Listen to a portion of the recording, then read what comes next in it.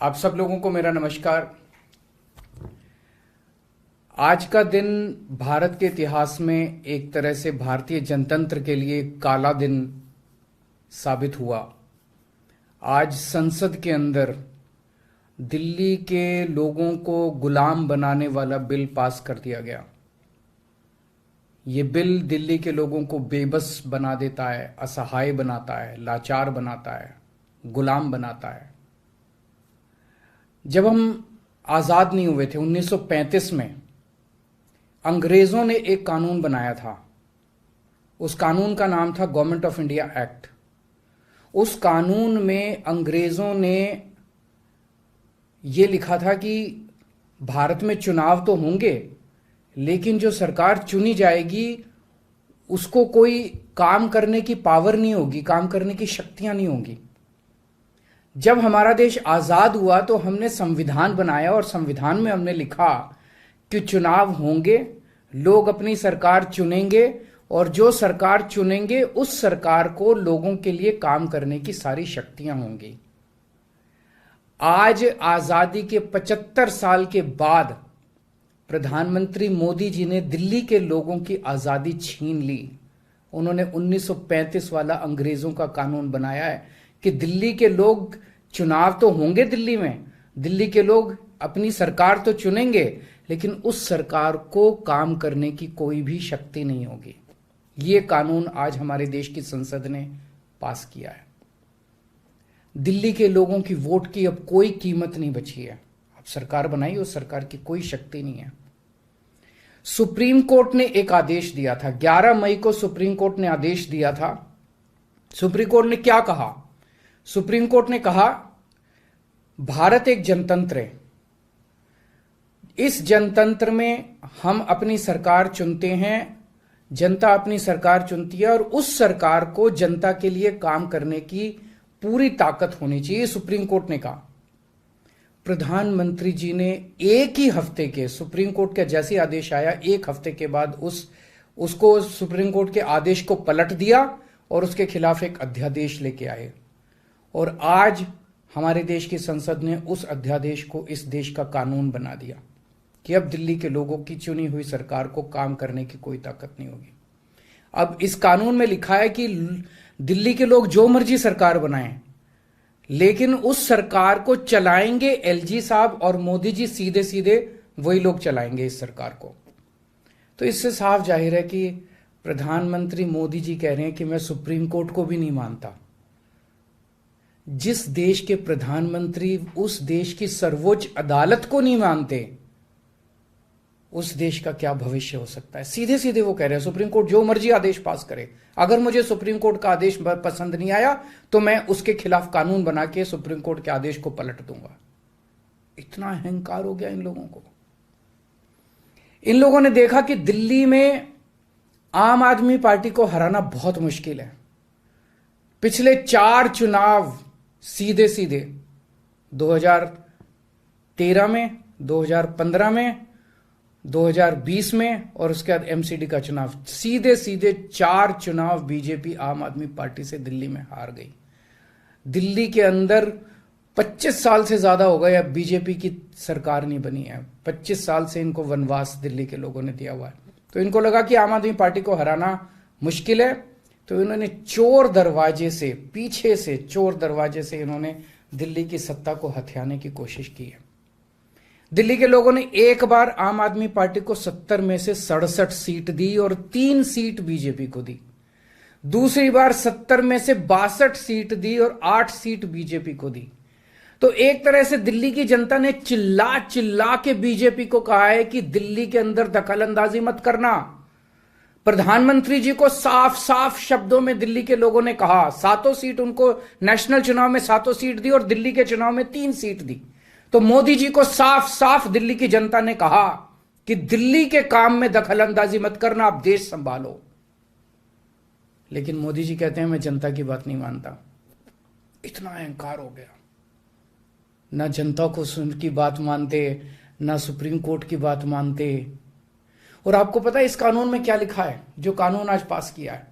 इस कानून में लिखा है कि दिल्ली के ऊपर से नीचे A category, B category, C category, D category, जितने दिल्ली सरकार के कर्मचारी हैं, उन सारे कर्मचारियों को के बारे में सारी पॉलिसी केंद्र सरकार बनाएगी। उनकी ट्रांसफर पॉलिसी, कौन अधिकारी, कौन चपरासी क्या काम करेगा, ये देश के प्रधानमंत्री बैठ के दिल्ली सरकार का कौन सा चपरासी क्या काम करेगा, कौन सा चपरासी फाइल उठाएगा, कौन सा चपरासी चाय पिलाएगा, कौन सा चपरासी खाना, ये काम रहेगा प्रधानमंत्री जी को। इसके लिए प्रधानमंत्री बनाया था देश का कि आप दिल्ली के चपरासियों की ट्रांसफर पॉलिसी बनाओगे बैठ के प्रधानमंत्री बनके। आप केंद्र चलाओ ना, आप दिल्ली के अंदर क्यों दखल अंदाजी कर रहे हो? आपको क्या लगता है ऐसा क्यों कर रहे हैं? वो ऐसा इसलिए कर रहे हैं क्योंकि पिछले 7-8 साल में बिना किसी पावर के भी हम लोगों ने जो काम किए हैं, हमने इतने शानदार स्कूल बनाए, इतने शानदार अस्पताल बनाए, 24 घंटे बिजली कर दी, बिजली फ्री कर दी, पानी घर घर पहुंचा रहे हैं, सड़कें बनाई, इतने सारे काम हम लोगों ने कर दिए। इनसे वो काम नहीं हो रहे। 30-30 साल से गुजरात के अंदर इनकी सरकार है, बेड़ा गर्क है गुजरात का। हरियाणा के अंदर इनकी सरकार बनी, हरियाणा में बेड़ा गर्क है इनका। मणिपुर के अंदर बीजेपी की सरकार है, मणिपुर को जला दिया इन लोगों ने। इसलिए केजरीवाल के साथ कंपटीशन नहीं कर सकते, काम में कंपटीशन नहीं कर सकते, हमारे जैसे काम नहीं कर सकते, आम आदमी पार्टी के जैसे काम नहीं कर सकते। इसलिए केजरीवाल को काम करने से रोको, किसी भी तरह से केजरीवाल को काम करने से रोको, बस ये इनका मकसद है। मैं सुन रहा था अमित शाह जी को, वहां पे संसद में भाषण दे रहे थे, कहते हैं झगड़ते बहुत हैं ये लोग, झगड़ते बहुत हैं ये लोग। मैं स्कूल बनाता हूं, ये मेरे को स्कूल नहीं बना देते। फिर मैं जब इनसे कहता हूं मेरे को स्कूल बना देने दो, तो कहते झगड़ता बहुत है केजरीवाल। मैं मोहल्ला क्लिनिक बनाता हूं, मेरे मोहल्ला क्लिनिक तोड़वा दिए इन लोगों ने। फिर कहते हैं केजरीवाल झगड़ता बहुत है। मैं इनको कहता हूं मेरे को मोहल्ला क्लिनिक बनाने दो। मैं अस्पताल में दवाइयां फ्री करता हूं, कहते हैं दवाइयां फ्री क्यों करता है। मैं बिजली फ्री करता हूं, कहते हैं केजरीवाल फ्री भी दे रहा है, फ्री की रेवड़ियां दे रहा है, कहते हैं झगड़ते बहुत हैं। मैं जो भी करता हूं, चाहे झगड़ता हूं चाहे जो भी करता हूं, दिल्ली के लोगों को पसंद हूं। इसीलिए 3 बार 4-4 बार दिल्ली के लोगों ने मेरे को, जो भी कर रहा हूं ठीक ही कर रहा हूं, तभी 4-4 बार लोगों ने हमें वोट दिया।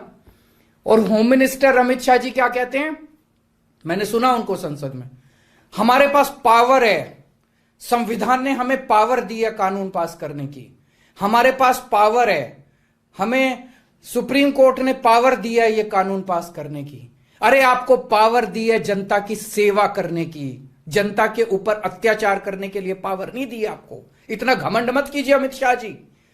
आपको पावर दी गई है ताकि आप विकास करें देश का, आपको पावर दी गई है ताकि आप देश के लोगों को शक्तिशाली बनाएं। आपको पावर इसलिए नहीं दी गई है कि आप देश के लोगों को लाचार बना दें और उनके वोट का अधिकार छीन लें। ये जो आप पावर पावर पावर पावर कर रहे हो, ये पावर आपको जनता की सेवा करने के लिए दी गई है। मैंने देखा है अमित शाह जी पिछले चुनाव में आप घर घर जाके दिल्ली के अंदर पर्चे बांट रहे थे, एक एक घर में जाके आप पर्चे बांट रहे थे। दिल्ली के लोगों ने आपको नकार दिया। अब आप दिल्ली के लोगों को तमाचा मारने आ गए। केजरीवाल से नफरत करते करते इस नफरत में इतने अंधे हो गए कि आपने दिल्ली के लोगों के ऊपर अत्याचार करना चालू कर दिया।